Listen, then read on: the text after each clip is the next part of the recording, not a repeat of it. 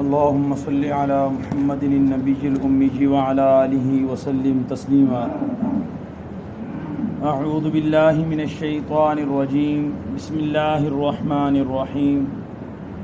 لتجدن أشد الناس عداوة للذين آمنوا اليهود والذين أشركوا ولتجدن أقربهم مودة للذين آمنوا الذين قالوا إنا نصارى ذلك بأن منهم قسيسين ورهبانا وأنهم لا يستكبرون. ترجمہ: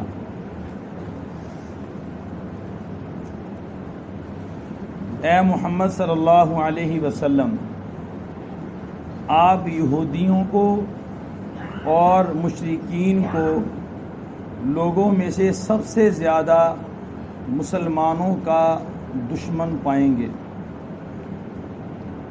جن لوگوں نے کہا کہ ہم نصارہ ہیں، آپ ان لوگوں کو مسلمانوں کے محبت میں سب سے زیادہ قریب پائیں گے. یہ اس وجہ سے کہ ان نصارہ میں علماء ہیں اور درویش ہیں، اور اس وجہ سے کہ وہ نصارہ تکبر نہیں کرتے. تو گزشتہ درس قرآن کے اندر اللہ رب العزت نے یہودیوں کی مشرکین کے ساتھ دوستی بیان کی تھی.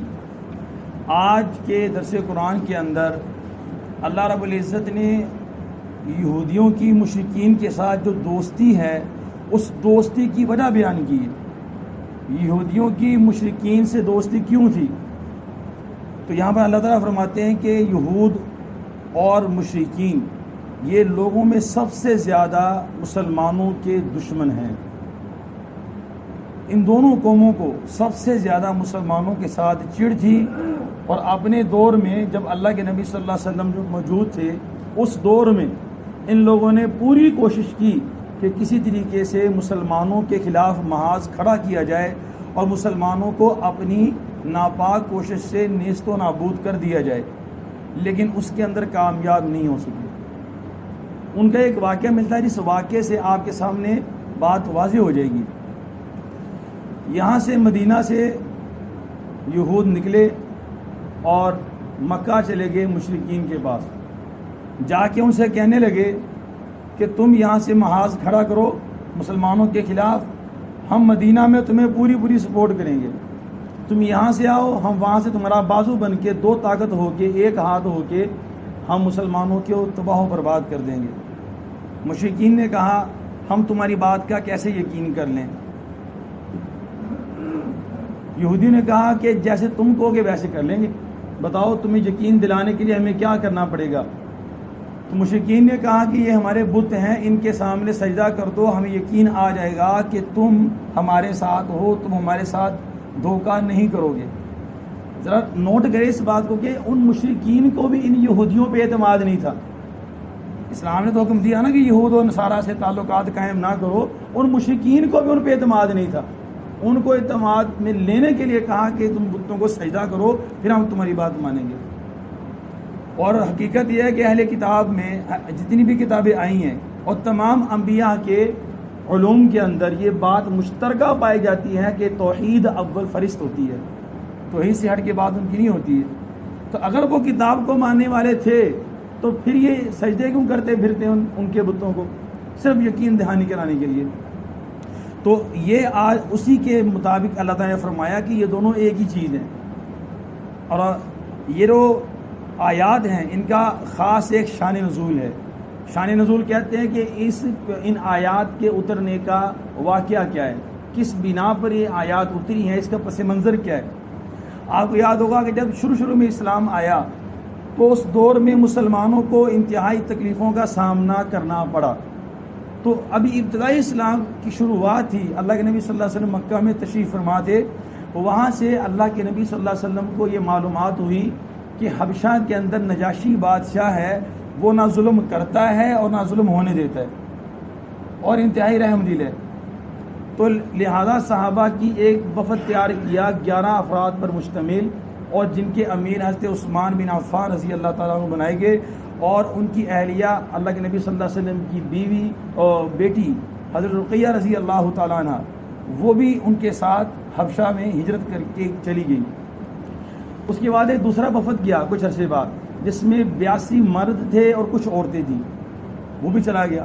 اب جب وہاں پر گیا تو انہوں نے، جو حبشہ والے عیسائی تھے، وہ عیسائی تھے یعنی نصرانی تھے، تو ان کی دل کی یہ کیفیت تھی اور ان کے عمل کی یہ کیفیت تھی کہ وہ اپنے مذہب عیسائیت پر پکے ٹھکے اور صحیح طریقے پر قائم تھے۔ یہ نہیں کہ وہ بگڑ گئے تھے، جیسے عیسائیوں کے اندر 3 فرقے بن گئے تھے، وہ ان میں سے وہ واحد فرقہ تھا کہ جو حضرت عیسیٰ علیہ السلام کی تعلیمات پہ عمل کر رہا تھا اور ان کی بتائی ہوئی تعلیمات کو اپنے سامنے رکھ کے زندگی گزار رہا تھا۔ لہذا انجیل کی تعلیمات کے مطابق کوئی کسی مذہب کا بندہ ہو تو اس کو تکلیف دینی تو جائز نہیں ہے، لہذا انہوں نے ان کو قبول کیا، اپنی زمین پہ آنے دیا، حبشہ کی زمین پہ رہنے لگے۔ یہاں سے مشرکین کو چڑ اٹھی اور ان کو اس بات بغض تھا نا، نفرت تھی دل میں بھری ہوئی کہ یہ وہاں سکون سے کیوں بیٹھے ہوئے ہیں۔ جب بندہ اپنے تکبر میں آ جائے نا، جس کو حق پرستی کا پتہ نہ ہو یا اپنے تکبر کے اندر آ جائے، تو وہ بندہ پھر اس بات کی کوشش کرتا ہے کہ یہ بندہ اگر اپنی جگہ پر اپنے مکان میں بیٹھا ہوا ہے، اس کو وہاں بھی سکون سے جانے دینا۔ تو انہوں نے بڑے تحفے تحائف لیے اور اپنے کچھ سرداران کو بھیجا حبشہ کہ نجاشی کے پاس جاؤ اور اسے کہو کہ یہ کچھ بے دین لوگ آپ کے پاس آئے ہیں اور ان کو اپنے ملک سے نکال دو۔ جب یہ وفد وہاں پر پہنچا تحفے تحائف لے کر، تو اب نجاشی چونکہ عادل اور انصاف والا بادشاہ تھا، عدل والا اور انصاف والا، اس نے مسلمانوں کو بلایا۔ مسلمانوں کو بلا کر اس نے پوچھا کہ تم ہمارے نبی حضرت عیسیٰ علیہ السلام اور مریم کے بارے میں کیا کہتے ہو؟ تو حضرت جعفر بن ابی طالب، یہ حضرت علی کے بھائی تھے، انہوں نے قرآن پاک کی سورۃ مریم کی تلاوت شروع کی، جس میں حضرت مریم علیہ السلام رضی اللہ تعالیٰ عنہ کا تفصیلی واقعہ اس کے اندر لکھا ہوا ہے۔ جو اس کے بعد پھر اس نے پوچھا کہ اپنے نبی کے حالات ہمیں بیان کرو اور ان کے صحابہ کے حالات بیان کرو۔ تو حضرت جعفر نے اپنے نبی کے حالات اور صحابہ کے حالات بیان کیے۔ تو یہ ساری باتوں کو سن کے نجاشی خود بھی اور اس کے مریدین، اس کے وزیر بھی سارے رونے لگے، حتیٰ کہ یہ الفاظ میں ملتے ہیں کہ ان کی داڑھی جو ہے وہ آنسوؤں سے تر ہو گئی، اتنا وہ روئے، اور فرمایا کہ اس نے حکم جاری کیا کہ میں ان کو تمہارے حوالے نہیں کروں گا، اپنے تحفے بھی واپس لے جاؤ اور دوبارہ ان کی طرف آنکھ اٹھا کے بھی نہیں دیکھنا۔ کہ جب تک اللہ کے نبی صلی اللہ علیہ وسلم مدینہ میں ہجرت کر کے نہیں گئے، وہ صحابہ کرام وہاں پر رہے، انہوں نے ان کے کھانے کا بھی انتظام کیا، بلکہ جب یہاں سے وفد صحابہ کا پہنچا تھا پہلے وقت میں ہی، تو خود اس بادشاہ نے اور اس کے حواریوں نے اور اس کے وزیروں نے اس وفد کا استقبال کیا تھا۔ تو ان کی شان میں اللہ تعالیٰ نے یہ قرآن پاک کی آیات اتاری۔ پھر جب اللہ کے نبی صلی اللہ علیہ وسلم مدینہ میں تشریف لے آئے، تو پھر وہاں سے جو صحابہ کا وفد پھر مدینہ جب آنے لگا کہ یہ دار الہجرت ہے، یہاں پر سب کا آنا فرض عین ہو گیا، اس وقت میں ہجرت کرنا فرض عین تھا۔ اب اس حبشہ کے بادشاہ نجاشی نے 70 بڑے بڑے علماء اور پیروں کو اکٹھا کیا کہ تم بھی ان کے ساتھ جاؤ اور جا کے اس نبی سے مل کے آؤ جو کہتے ہیں کہ میرے پاس وحی آتی ہے اور میں نبی ہوں۔ پکے سچے مسلمان تھے، اس وقت کے پکے سچے مسلمان تھے جو عیسائیت کے مذہب پر تھے، وہاں سے وہ نکلے اور یہاں پر مدینہ آئے، جن میں سے 62 جو ہیں وہ حبشہ کے تھے، بڑے بڑے علماء اور پیر، اور 8 جو تھے وہ شام سے آئے ہوئے تھے، یعنی ان کے پاس قیام تھا۔ تو سارے یہاں پر آئے، آ کے اللہ کے نبی سے ملے۔ تو اللہ کے نبی صلی اللہ علیہ وسلم سورہ یاسین کی تلاوت کر رہے تھے، تو اللہ کے نبی نے سورہ یاسین جب پڑھ کے سنائی تو وہ سارے رونے لگے، پھر وہ کہنے لگے کہ یہ کلام اس کلام کے مشابہ ہے جو حضرت عیسیٰ علیہ السلام لے کر آئے تھے۔ اور پھر وہاں پر انہوں نے کلمہ پڑھ کے اسلام قبول کیا، پھر واپس جا کے وہ اپنے بادشاہ نجاشی حبشہ کا بادشاہ، اس کو جا کے انہوں نے یہ ساری تفصیل سنائی، وہ بھی مسلمان ہو گیا۔ تو یہ واحد وہ بادشاہ تھا، اور اس بادشاہ نے اللہ کے نبی صلی اللہ علیہ وسلم کی ایک بیوی کا حق مہر بھی ادا کیا تھا۔ غالباً حضرت جویریہ تھی یا کہ اور صحابیہ تھی، ان کا حق مہر بھی اس نجاشی نے ادا کیا تھا اپنی طرف سے۔ اب یہ تو ان کا واقعہ ہو گیا یہاں پر۔ دوسری بات یہاں پر کہا کہ مشرکین اور یہود یہ مسلمانوں کے ساتھ دشمنی میں سخت ہیں، اور جو عیسائی ہیں وہ مسلمانوں کے ساتھ محبت میں زیادہ قریب ہیں۔ اس کو آیت کو سمجھنے کی ضرورت ہے۔ میں کیوں کہہ رہا ہوں؟ اس لیے کہہ رہا ہوں کہ کچھ لوگ یہ آیتیں پڑھ کر ہمیں آ کے یہ باتیں سمجھانے کی کوشش کرتے ہیں کہ ہم یہود اور نصارہ کے ساتھ مل کے بیٹھیں اور ان کے ساتھ کھائیں۔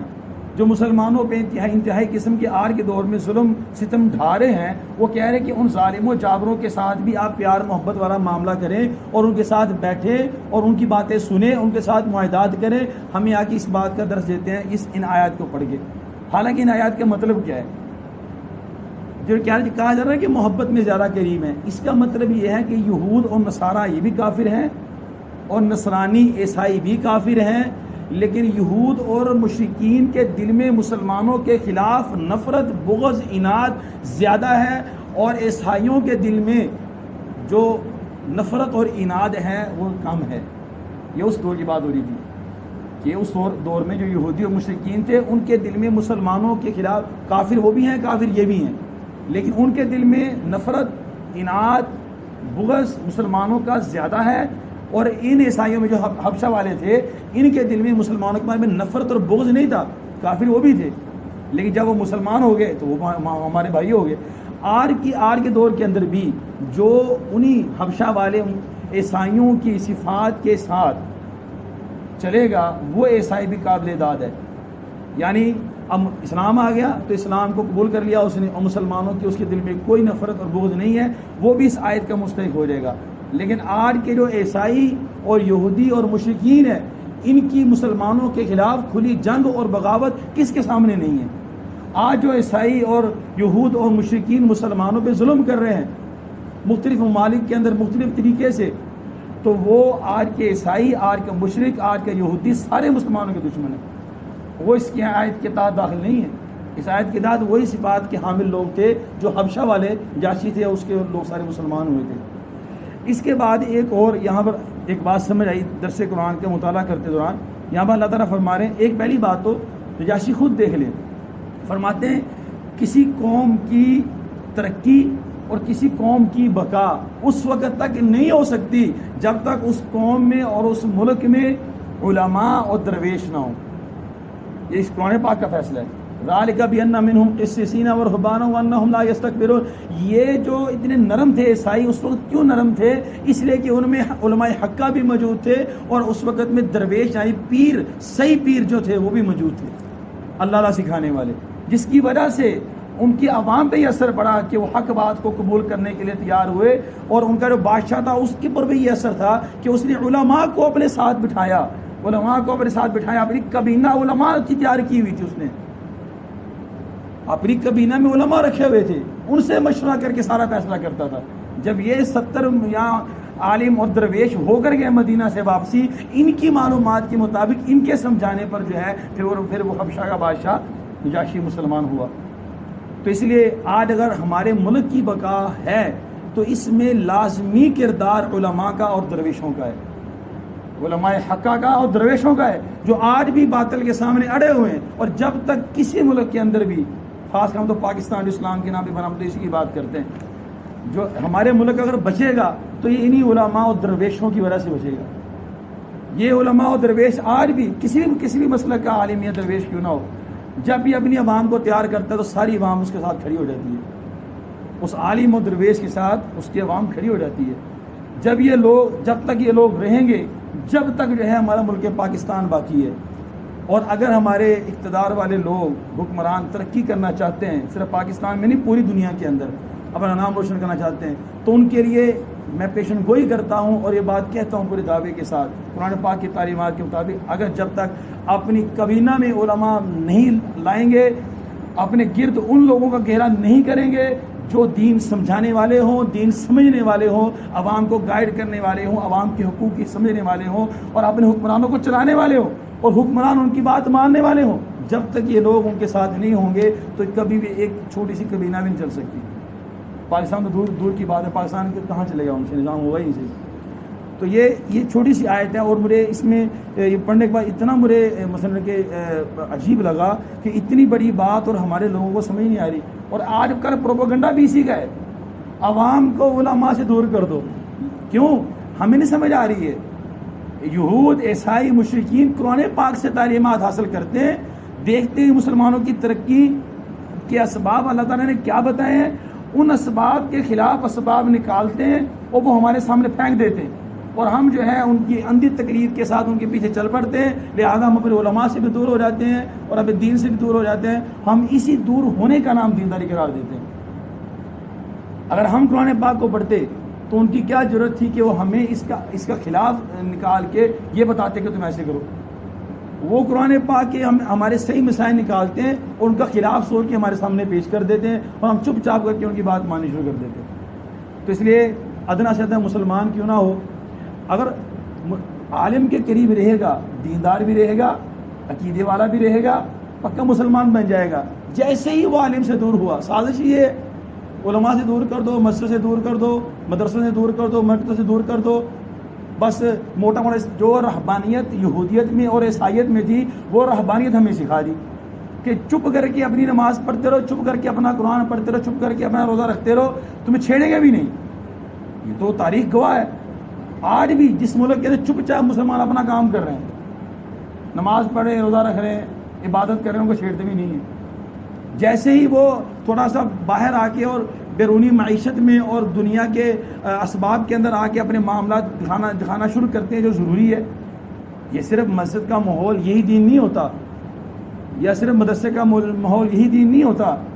بازار بھی دین ہے، عدالت بھی دین ہے، ڈاکٹری بھی دین ہے، سارے شعبے ہمارے دین کے اندر شامل ہے. تو انہوں نے کیا کیا، ایک ایسا عوام کا ذہن بنا دیا جو مسجد میں جائے وہ تو ٹھیک ہے، نماز پڑھے ہم اس سے کچھ نہیں کہتے، لیکن وہ مسجد سے باہر آ کے ہمارے کام میں ٹانگ اڑائے گا وہ بدماش ہے، اسے ہم عالم ہی نہیں مانتے. یہ کس نے کہا؟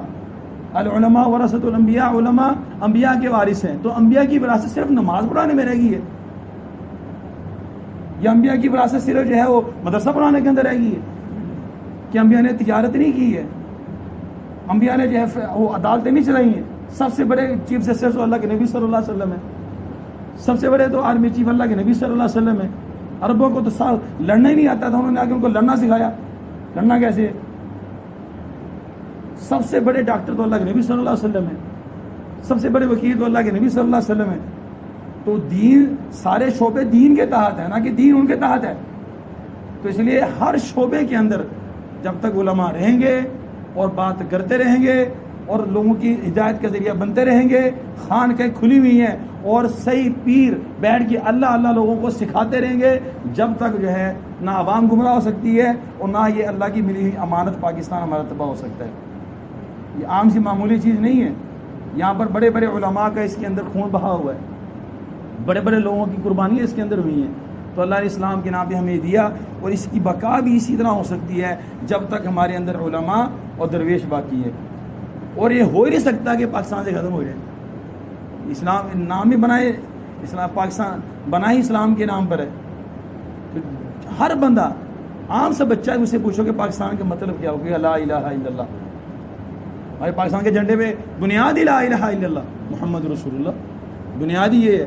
جب بچے کا جذبہ ہے اور اسی جذبے کو پروان چڑھا کے امت میں محنت کی جا رہی ہے کہ سارے شعبے سنبھالے، ہر شعبے پہ محنت کی جائے، ہر شعبے کے بندے کو لیا جائے، یہی ہمارے دین کا مقصد ہے. بات لمبی ہوگی، پر یہ درس قرآن یہ جب میں نے مطالعہ کیا تھا اس وقت میں میرے یہ چند باتیں آئی تھی میرے ذہن میں، میں نے کہا یہ بیان کرنی ضروری ہیں، اس لیے میں نے بیان کی ہیں، ورنہ درس قرآن اتنا لمبا ہمارا ہوتا نہیں ہے.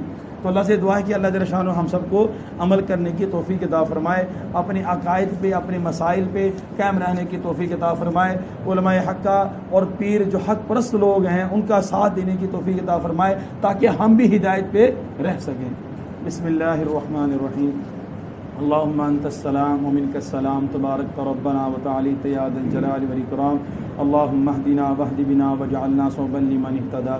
صلی اللہ علی النبی الکریم وعلی آلہ واصحابہ اجمعین.